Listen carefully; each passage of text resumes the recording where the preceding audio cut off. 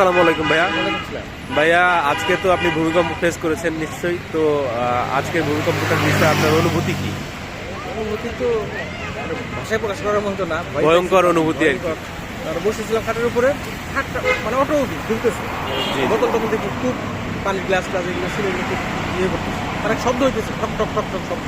জি, পরে আমরা সব দৌড়ে দৌড়ি করে নামছি নিচে, বা ভাবছি যে হয়তো আজকে আর বাসা এত ঝাঁকুনি আমি লাইফে আমি এরকম দেখিনি। ঢাকা শহরে তো আপনি আরো ভূমিকম্প পেয়েছেন, তার মধ্যে এটা মনে হয় সবচেয়ে বেশি, সবচেয়ে বেশি মানে তীব্রতা অনেক বেশি ছিল আর কি। তীব্রতা অনেক বেশি। অনেক বাচ্চারা কান্নাকাটি শুরু করে দিচ্ছে, মহিলারা নামছে দৌড়ে দৌড়ি করে, অনেক কান্নাকাটি করছে।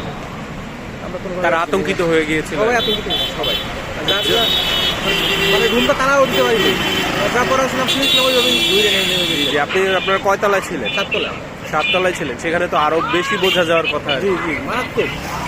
প্রথম ছাদে গেছি, পরে দেখি যে ছাদে গেলে তো এখানে সেফটি নাই আর কি, সেফ জোন। পরে আবার নিচের দিকে নামছি আবার। এই সেফ জোনের জন্যই কি আপনি হাতিরঝিলে এসেছেন? কারণ ভূমিকম্প হওয়ার পরে কিন্তু অনেকবার আফটার শক হয়, সেক্ষেত্রে আমরা যদি সেফ জোনে না থাকি আরো বিভিন্ন ধরনের সমস্যা হতে পারে, পরবর্তী সমস্যা হতে পারে। এই জন্যই আসলে হাতিরঝিলে আসা। আমি না, আমার সাথে যারা ছিল, একটা ভাগিনে ছিল, সবাই আমার নাম হাতিরঝিলে আসে। এবং আমি দেখলাম অনেকেই হাতিরঝিলের দিকে রিল্যাক্সেশনের জন্য আসতেছে, যারা নিজেদেরকে মানে যারা একটু আতঙ্কিত হয়ে গিয়েছিল, তারা ম্যাক্সিমাম দেখলাম হাতিরঝিলে হাঁটাহাঁটি করার জন্য, পায়চারি করার জন্য। আরো লোক ছিল তো, আরো প্রচন্ড লোক ছিল, এখন একটু কমছে। হ্যাঁ, এখন একটু কমে গেছে সবাই বাসা। আবার কোন যে আমার আমার হতে পারে ওই ভয় আর কি, এখন তারা এসেছে যে আমি পরে বাসায় ঢুকবো।